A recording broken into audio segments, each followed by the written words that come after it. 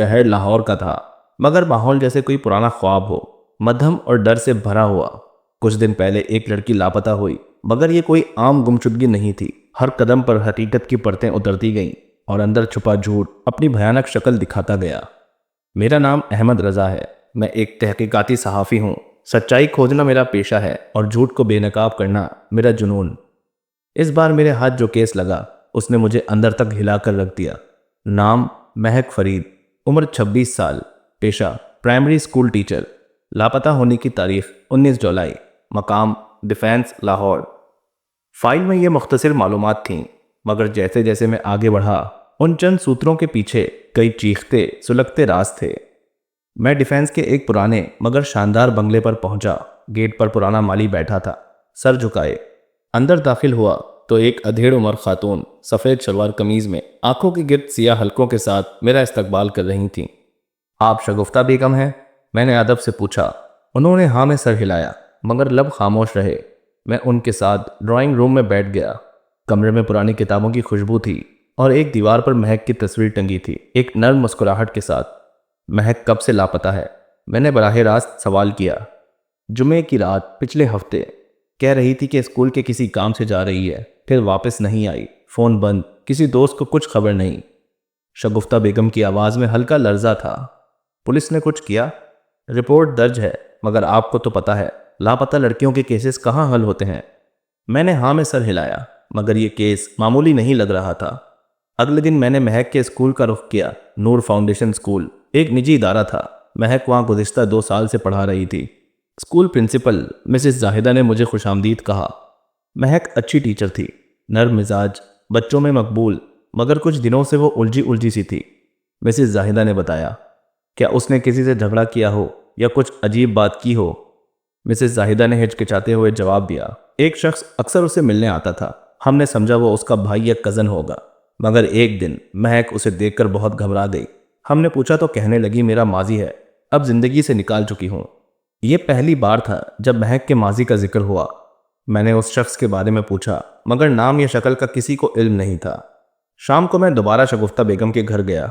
इस बार मैंने उनसे महक के माजी के बारे में पूछा। पहले तो वो खामोश रहीं, मगर फिर बोली। महक हमेशा से मजबूत रही, मगर कुछ साल पहले एक लड़के के साथ उसकी बातचीत थी। नाम था सलमान। वो एक सहाफ़ी था, मगर आहिस्ता आहिस्ता उसका रवैया बदलने लगा। महक ने रिश्ता ख़त्म कर दिया और हमने भी उससे नाता तोड़ लिया। क्या वो वापस आया कभी? मैंने पूछा। नहीं, या शायद महक ने हमसे छुपाया। वो अपनी ज़िंदगी हमसे छुपा कर रखने लगी थी, जैसे किसी खौफ में जी रही हो। फिर अचानक शगुफ्ता बेगम ने एक दराज से पुराना लिफाफा निकाला। ये ख़त मैंने उसके कमरे की अलमारी में पाया 1 हफ्ते पहले। ख़त पर ना नाम था, ना दस्तखत, सिर्फ ये लिखा था, अगर सच को छुपाओगी तो वो खुद सामने आ जाएगा, और जब सच का पर्दा हटेगा तो तुम्हारी हर झूठी दीवार गिरेगी। तुम जानती हो तुमने क्या छुपाया था। मैं आ रहा हूँ।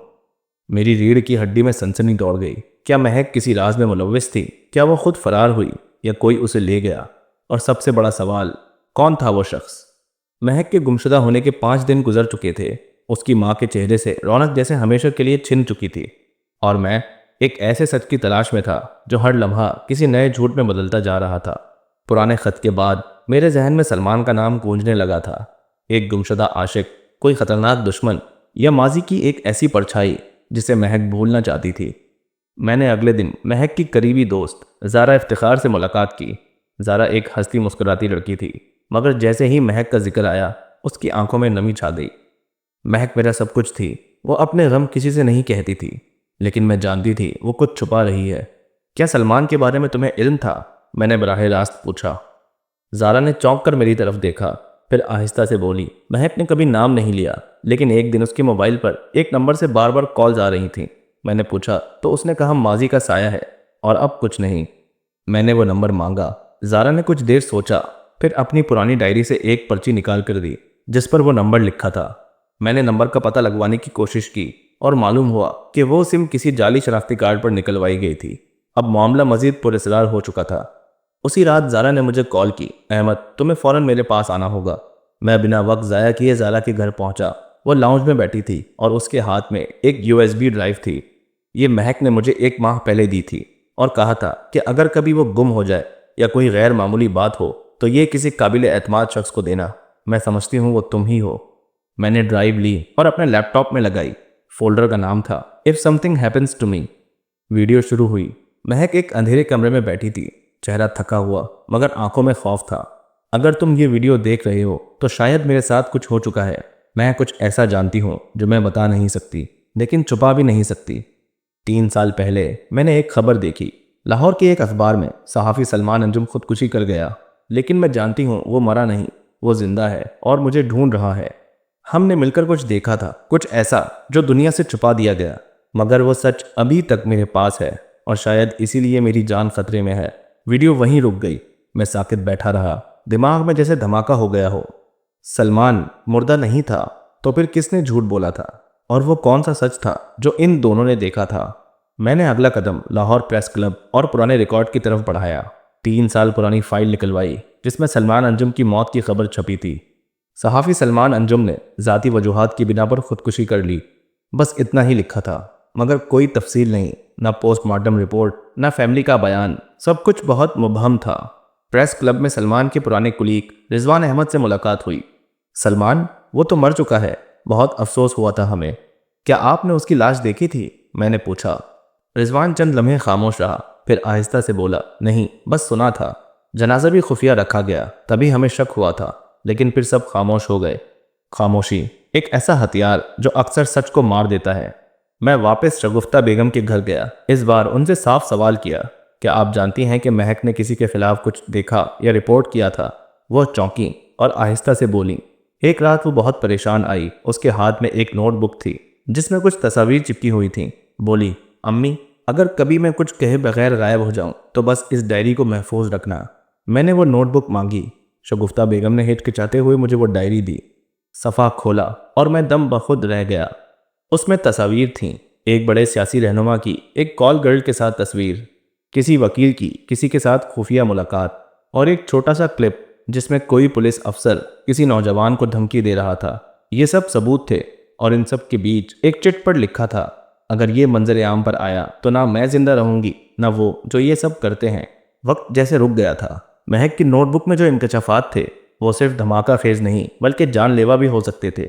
मैं जान चुका था कि ये मामला सिर्फ एक लापता लड़की का नहीं बल्कि एक ताकतवर माफिया के खिलाफ गवाही की जंग थी, और इस जंग में हर सच के पीछे एक नया झूठ छुपा बैठा था। अगली सुबह मैं मामूल के मुताबिक अपनी गाड़ी में बैठा तो मेरा ज़ाती मोबाइल बजने लगा। नामालूम नंबर था। मैंने झिझकते हुए कॉल उठाई। अहमद, महक बोल रही हूँ। आवाज़ दबी दबी मगर वाजे थी। मेरी सांस जैसे सीने में अटक गई। महक, कहाँ हो तुम? सब तुम्हें ढूंढ रहे हैं। तुम खैरियत से हो? मैं महफूज हूँ फिलहाल, लेकिन ज़्यादा वक्त नहीं है। मैं तुम्हें एक जगह भेज रही हूँ, वहाँ तुम्हें एक आदमी मिलेगा, आमिर बशीर। वो जानता है असल कहानी क्या है, वही तुम्हें बताएगा कि मैं कहाँ हूँ। महक, रुको, तुम। फ़ोन कट गया। मैं सुन हो चुका था। महक जिंदा थी मगर छुपी हुई, और अब एक नया किरदार सामने आया था, आमिर बशीर। महक के भेजे गए पते पर मैं शाम को पहुंचा। ये लाहौर के मज़ाफ़ात में एक पुरानी वर्कशॉप थी। दरवाजे पर एक दुबले पतले दरमियाने उम्र के शख्स ने मुझे देखा और कहा, तुम अहमद हो? महक ने कहा था तुम आओगे। हम अंदर गए। आमिर ने एक पुराना रिकॉर्ड चलाया और अपनी बात शुरू की। मैं साबका इन्वेस्टिगेटिव रिपोर्टर हूँ। 3 साल पहले महक और सलमान ने एक स्टोरी पर काम किया। लाहौर के कुछ बड़े नाम, पुलिस, सियासतदान और चंद जज एक खुफिया नेटवर्क में मुलव्विस थे। लड़कियों का इस्तेहसाल, वीडियोज़, ब्लैकमेलिंग, ये सब हो रहा था। ये सब तुम लोगों ने कैसे मालूम किया? मैंने चौंक कर पूछा। सलमान को एक अंदरूनी शख्स से लीड मिली थी। महक ने तस्वीरें खींची, वीडियोस रिकॉर्ड की, मगर जैसे ही वो सब सामने लाने का वक्त आया, सलमान खुदकुशी कर गया। लेकिन वो जिंदा है। महक ने कहा, वो अभी भी जिंदा है। आमिर ने एक लम्हे को मुझे देखा, फिर आहिस्ता से कहा, हाँ वो जिंदा है, मगर खुद को मुर्दा जाहिर करके जेर ज़मीन चला गया, क्योंकि जो सच उसके पास था वो बहुत ख़तरनाक था और शायद अब भी है। मैंने पूछा, क्या तुम्हें पता है महक कहाँ है? आमिर ने कहा, नहीं, वो कभी भी अपनी मुकम्मल लोकेशन नहीं देती। वो छुपकर मुझसे रब्ता रखती है। बस इतना जानता हूँ कि वो लाहौर से दूर है, लेकिन ख़तरा करीब है, क्योंकि किसी को इल्म हो चुका है कि सच क्या है, और ये भी कि वो जिंदा है। उसी लम्हे बाहर ज़ोर से ब्रेकों की आवाज़ आई। आमिर चौंक गया। वो लोग आ गए हैं, तुम्हें फ़ौरन यहाँ से जाना होगा। मैं भागकर पिछले दरवाजे से निकला और गाड़ी में बैठकर वहाँ से रवाना हो गया। पीछे मुड़कर देखा तो 2 काली गाड़ियाँ वर्कशॉप के सामने रुक चुकी थीं। ये सिर्फ तहकीकाती कहानी नहीं रही थी, अब मेरी जान भी खतरे में थी। अगली सुबह मैंने फैसला किया कि सलमान को ढूंढना ही होगा। मैंने प्रेस क्लब में उसके पुराने मज़ामीन देखे और एक मजमून में एक इशारा मिला, कभी कभी मरकर ही कोई जिंदा बचता है। और मजमून के आखिर में लिखा था SAB। ये उसके दस्तखत थे। मैंने ये मुखफ़फ़ सर्च किया और एक पुरानी ब्लॉग वेबसाइट मिली, साइलेंट अगेंस्ट बीस्ट्स, जिस पर आखिरी मजमून 3 दिन पहले अपलोड हुआ था। वो सोचते हैं कि हम डर गए, मगर हम बस खामोश हुए हैं।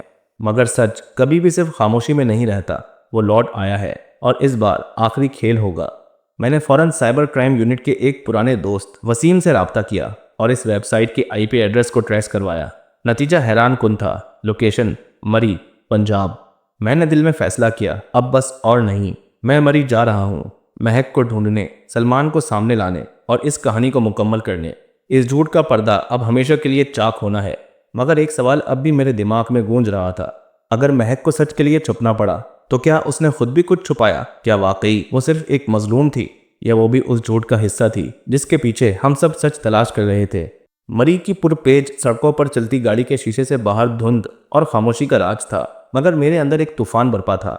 महक जिंदा थी, सलमान मुर्दा नहीं था, और अब सच अपनी आखिरी सांस लेने वाला था। IP ट्रेसिंग के जरिए जो लोकेशन सामने आई थी वो मरी की मज़ाफ़ाती इलाके में एक पुरानी टूटी फूटी सी कॉटेज थी। मैं दोपहर के करीब वहां पहुंचा। दरवाज़ा बंद था। मैंने हल्के से दस्तक दी। अंदर से एक जानी पहचानी आवाज़ आई, अहमद। दरवाज़ा खुला। सामने महक खड़ी थी, कमज़ोर मगर जिंदा, आंखों में थकन मगर अंदाज में मजबूती। तुमने सच की खातिर अपनी जान दांव पर लगा दी, मैंने कहा। महक ने हल्का सा मुस्कुराकर दरवाज़ा खोला और मुझे अंदर आने का इशारा दिया। कमरे में एक और शख्स बैठा था, दरमियानी उम्र, आंखों पर चश्मा और चेहरे पर बरसों की छुपी थकन। सलमान, तो तुम वाकई जिंदा हो, मैं धीरे से बोला। सलमान ने मेरी तरफ देखा और कहा, हाँ, मगर मरने का बहाना करना ही वाहिद रास्ता था। महक ने एक फोल्डर मेज पर रखा और बोली, ये सब असल सबूत हैं, वो वीडियोस, दस्तावेजात, नाम, नंबर्स, खुफिया मुलाकातों की तफसील। हम दोनों ने 3 साल तक ये मवाद इकट्ठा किया।